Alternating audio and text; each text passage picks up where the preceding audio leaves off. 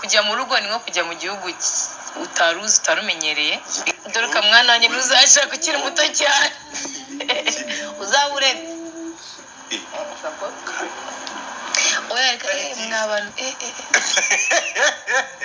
umeze mu byihorere dore kazazabaretse namukubita abantu bose bumiwe agahinda kabishe bari kwibaza bati ibintu iki turi kumva hano ibintu iki turi kumva mu matwi yacu ati ibi ngibi ntabwo byakwiye kuba kuri umwana w'umukobwa usenga Imana akanaririmbira Imana ko twumvaga ko abayeho neza ko twumvaga ko yashatse umugabo mwiza ati ni gute avuga ibintu bingana gutya ni gute yatangaza ibintu bimeze gutya birimo agahinda kenshi n'umubabaro ungana gutya bigaragaza ko hagati y'uwitwa Idrissa Uwedayego n'uwitwa Ishimwe Vestina nta rukundo rugihari byose byamaze kuba byarangira kuko yanditse ko undi mugabo azashaka azabanza akamumenya akabanza akamenya uwo ari we ngo bimeze bite rero niyo mpamvu ubwiye ngo tera agatebe hamwe wumve neza aho katajegajega nawe ubashe kuba wakiyumvira iyi nkuru y'umukobwa ukorera Imana uririmbira Imana witwa Ishimwe Vestina.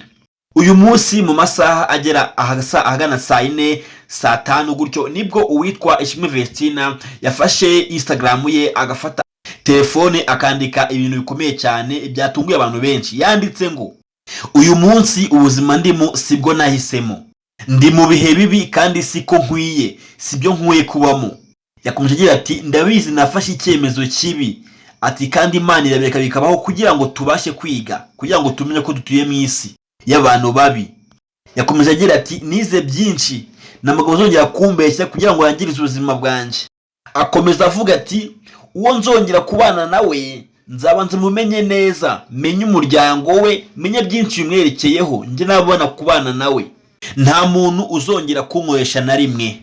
Rero SMS yatumye abantu bose bacikurondogoro bavuga bati ibi bintu ntabwo twe tubyiteze, ati ko tuzi ko umukobwa wacu umuramyi wacu abayeho neza n'umugabo we Idrissa Uwedayego. Benshi habaye kuvuga ko yaba ashatse kurya amafaranga y'uriya mugabo, avuze ati tumaze kuba twagabana imitungo, maze kugira access ku mitungo ye yose, ati niyo mpamvu nanjye rero nafata icyemezo cyo kuba twakora gatanya ngaba namukoraho imitungo nanjye nkagira icyo nigezaho hano mu gihugu cy'u Rwanda.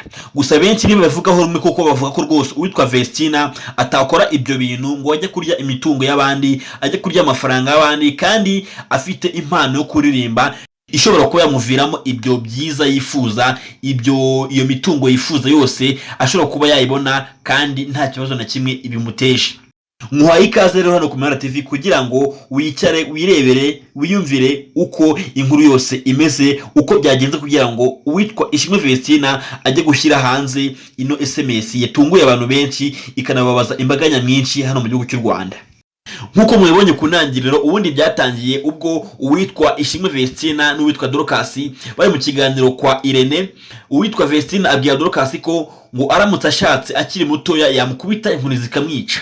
Benshi batangiye kuvuga ko nyine ngo yaba yagize ubwoba bwo kuba yaba mu rugo akiri mutoya, nyine ngo atamenyereye ibintu, baravuga bati buriya nyine n'ibyo ubwana we kimurimo wenda azamenyera. Benshi bavuga ibintu byinshi nyine ariko ntibashyiraho umutima cyane.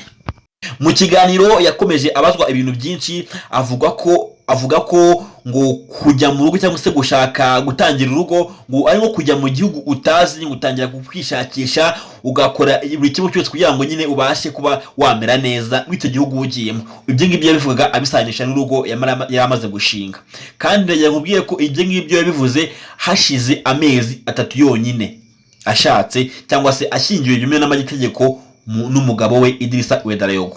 Byarakomeje bigenda biba birebire bigera naho uwitwa Dorcas avuga ko atameze neza, nyine avuga ko arwaye, bamuhereza umusaza we mutoya ajya kubana nawe mu rugo kugira ngo nyine abashe kumva ko akiri kumwe n'umuryango cyangwa se akiri kumwe n'abi wabo nyine, kuko ngo byabaje kumutonda cyane. Nyine birangira bamuhereje umusaza we mutoya ajya kuba abana nawe mu nzu imwe kwa Idrissa Uwedayego.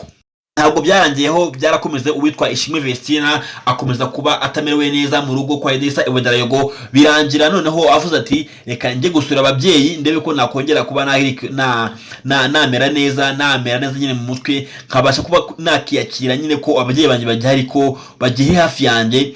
ati kuko kubaho batari hafi yanjye, kubaho ntari kureba mu maso, kubaho ntaryamanye n'umukobwa murumuna wanjye ari we Dorcas yavugaga, ati ni ibintu biri kungora cyane rwose, ati ntabwo ndi kwibasha na gato.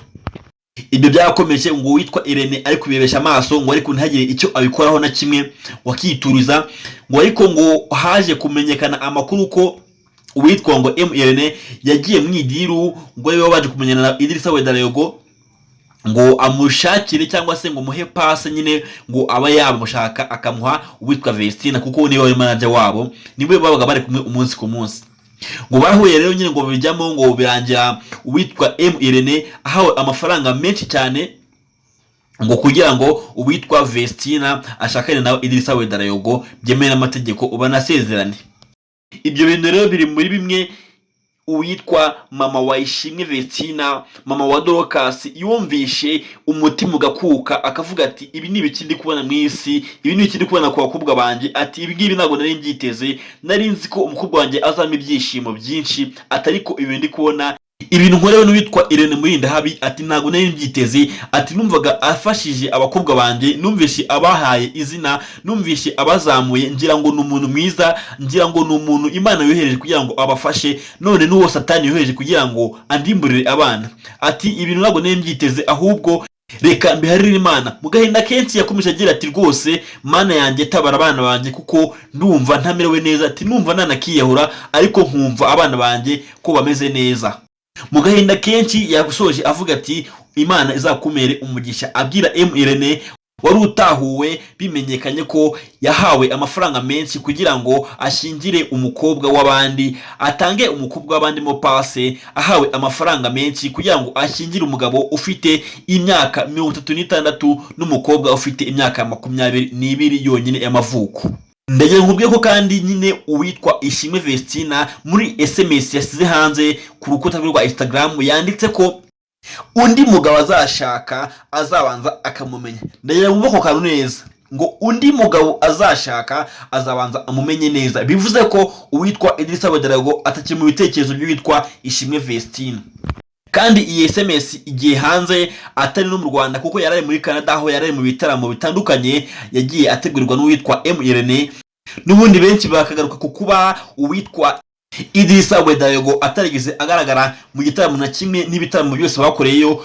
Ati n'ubundi ni ibintu byagaragaraga ko hagati y'aba bombi nta mubano na muke ukiharangwa, ati kuko nta kuntu wajya kuzenguruka ibihugu byo hanze uri kumwe ufite umugabo mukaba nta hamwe mwajyanye, kandi bivuga ko umugabo ari umukire atabura tike imujyana cyangwa se imugarure, ahubwo ko n'ubundi byari byayarangiye. Ati n'ubundi iyo byabaga kugira ngo arenzeho abandi arebe ko yabasha kwishima.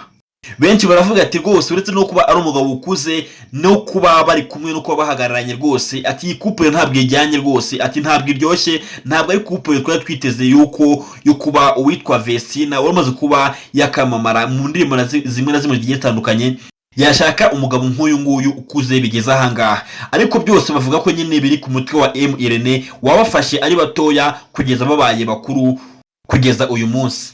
Bantu banjye rero ndabakunda cyane hano ku Mana TV, nushaka kugira ngo ujye ubona amakuru meza kandi menshi ku gihe, kana subscribe ukari kunzogera kugira ngo ujye ubasha kuba wayabona ku gihe gatano kandi nta namwe agucitse kandi ubashe kuyabona mu wa mbere. Ndabakunda cyane rero, mugire ibihe byiza.